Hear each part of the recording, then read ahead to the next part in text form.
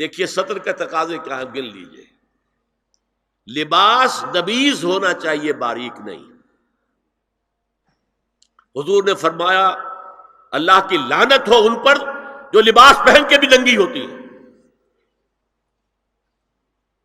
باریک اتنا لباس ہے یا چست اتنا لباس ہے؟ ڈھیلا ڈھالا ہونا چاہیے، نبیز ہونا چاہیے. لباس کے اندر یہ دو حصے جو ہیں وہ لازم ہیں. اور پھر سینے پر، اب ظاہر بات ہے کرتا پہنا ہوا ہے، ڈھیلا ڈھالا ہے، پھر بھی یہ سینے کے ابھار تو ظاہر ہو جائیں گے. ان پر ایک اضافی اوڑھنی سر پر سے لے کر اور اپنے اس گریبان کے اوپر بکل مار لینا، تاکہ یہ جو نسوانی حسن کا دوسرا مظہر ہے، پہلا چہرہ سب سے بڑا چہرہ. اب جو لوگ کہتے چہرے کا پردہ نہیں ہے، تو خدا کے بندو پھر پردے کی ضرورت کیا ہے؟ نسوانی حسن اگر اس میں اٹریکشن ہے، وہ کہاں ہوتا ہے سب سے بڑھ کر؟ مظہر اول کون سا ہے؟ نسوانی حسن کا چہرہ ہی تو ہے. اب میں ذرا شرم کے ساتھ کہہ رہا ہوں، لیکن یہ اپنی شاعری کے کچھ الفاظ آپ کو سنا رہا ہوں.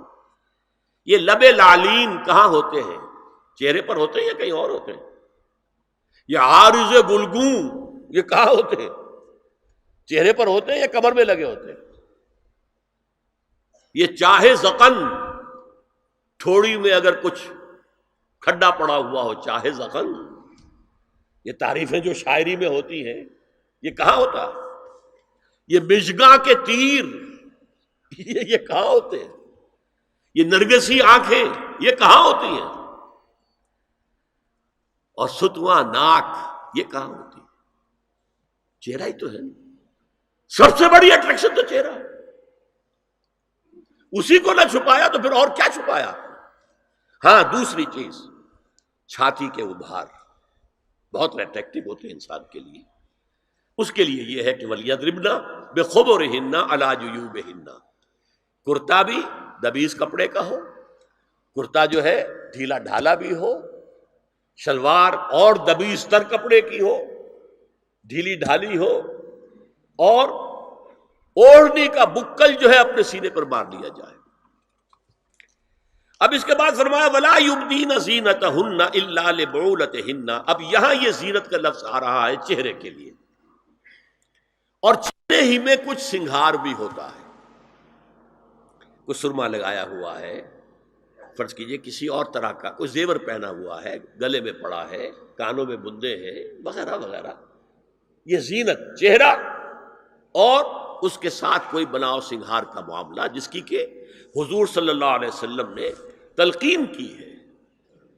عورت کو گھر میں بن سنور کر رہنا چاہیے، شوہر کے لیے اٹریکٹیو رہنا چاہیے.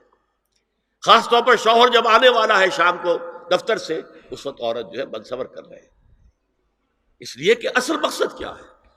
جتنی بھی انسان میں سیکشول انرجی ہے وہ مرکوز رہے شوہر اور بیوی کے درمیان. یہ فلسفہ ہے، ادھر ادھر نگاہ جائے نہ. جتنا یہ بانڈ آف لو ان اسپاؤسز کے درمیان مضبوط ہوگا، اتنا ہی خاندان کا ادارہ مضبوط، صحت مند اور اگلی اولاد کی تربیت کے لیے مثبت ماحول.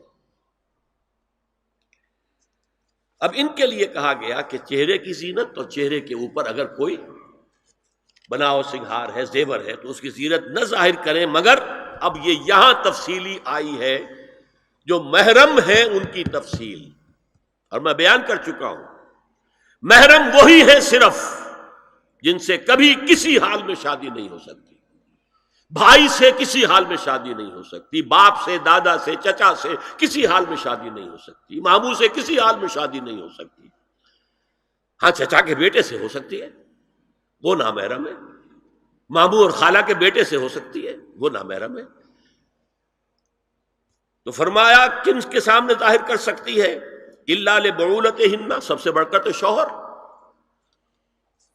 او آبائہن، اور یہ آپ نے باپ. اچھا باپوں میں نوٹ کیجیے، باپ حقیقی ہو، اخیافی ہو، اللاتی ہو یا رضاعی ہو، یہ چاروں قسم کے باپ اس میں شامل ہوں. جس عورت نے دودھ پلایا تھا اس کا شوہر بھی باپ بن گیا. او آبائے بعولتہن، اپنے شوہروں کے باپ، یا ابنائہن، ان کے اپنے بیٹے، بیٹوں میں بھی آئیں گے چاروں. اللاتی اخیافی، عینی اور رضاعی، او ابناء بعولتہن، اور اپنے شوہروں کے بیٹے، ہو سکتا ہے شوہروں کی اور بیویاں بھی ہوں تو ان کے بیٹے بھی، جو ستیلے بیٹے ہیں وہ بھی محرم ہیں، ان سے کسی شکل میں کبھی شادی نہیں ہو سکتی، او اخوانہن، یا ان کے بھائی، او ابنائہن، یا اپنے بیٹے، او ابناء بعولتہن، یا اپنے شوہروں کے بیٹے، او اخوانہن، یا اپنے بھائی، او بنی اخوانہن، یا اپنے بھائیوں کے بیٹے، او بنی اخواتہن، اپنا بھتیجا، شوہر کا بھتیجا نہیں، اپنا بھتیجا محرم ہے، اپنا بھانجا محرم ہے، شوہر کا بھانجا محرم نہیں ہے، او نسائہن، یا ان کی عورتیں، اپنی عورتیں، جان پہچان کی عورتیں، ہر عورت بھی محرم نہیں ہے، نوٹ کر لیجئے، نسائہن، عورتیں بڑی بڑی قطامائیں ہوتی ہیں، وہ کیا کیا فتنے اٹھاتی ہیں، آتی ہیں گھروں کے اندر، کیا ذریعہ بنتی ہیں پھر پیغام رسانی کا، اور خرابی پیدا کرتی ہیں، اور اس میں کمال ہے جو مجھے واقعہ سنایا پروفیسر یوسف سلیم چشتی مرحوم نے سر سید احمد خان کے بارے میں۔ اب وہ زمانہ یاد کیجیے سر سید کا، ابھی انگریزی حکومت باقاعدہ جو ہے وہ ملکہ وکٹوریہ کی شروع ہوئی ہے، روب کتنا ہے انگریز کا، اور لیفٹیننٹ گورنر جو ہے یو پی کا وہ کہتا ہے سر سید احمد خان سے کہ ہماری میری بیگم آپ کے اہلیہ سے، آپ کے گھر والیوں سے ملنا چاہتی ہے۔ سر سید نے جواب دیا ہماری عورتوں کا اجنبی عورتوں سے بھی پردہ ہے، ہماری عورتیں آپ کی بیگم سے نہیں مل سکتی۔ میرا سر جھکتا ہے۔ او ما ملکت ایمانہن، یا جو ان کے داہنے ہاتھوں کی ملکیت ہو، باندیاں، غلام۔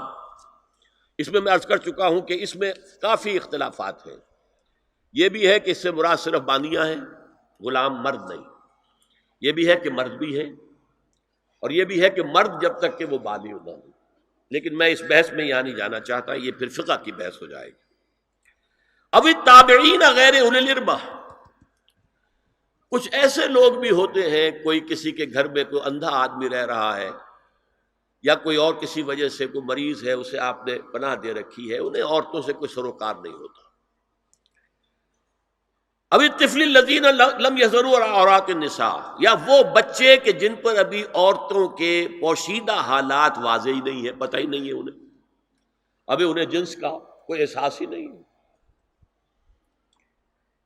یہ ہے فہرست کے جو دی گئی ہے کہ جن کے سامنے عورت کھلے چہرے کے ساتھ اور اپنی جو اضافی زینت بھی ہو، کوئی زیور وغیرہ یا کوئی بھی سرما وغیرہ ڈالا ہوا ہے، یا کوئی سرخی کوئی لگائی ہے معمولی سی، تو اس کے ساتھ آ سکتی ہے، اور یہ وہ رشتے ہیں کہ جن سے کسی حالت میں بھی نکاح نہیں ہو سکتا، لہذا وہ ذہن ادھر جاتا ہی نہیں ہے، نارمل آدمی کا ذہن ادھر جائے گا ہی نہیں۔